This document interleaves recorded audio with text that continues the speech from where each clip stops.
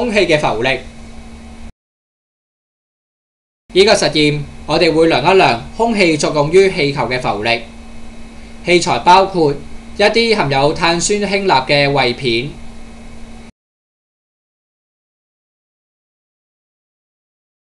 一個氣球、一個盛有清水嘅錐形燒瓶，同埋一個電子天平。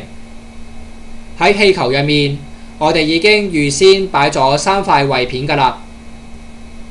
將燒瓶連埋配件放喺電子天平上面，然後按 Tear 個掣，使到天平顯示嘅重量為0克。將平底瓶倒轉，令到水同埋胃片混合。胃片溶於水，產生二氧化碳，所以氣球漸漸脹大。氣球同埋錐形燒瓶整體嘅質量係不變，但係體積就增大咗啦。由於空氣浮力，燒瓶同埋氣球會變得越嚟越輕，所以電子天平嘅讀數越嚟越負，重量比之前輕咗超過1克。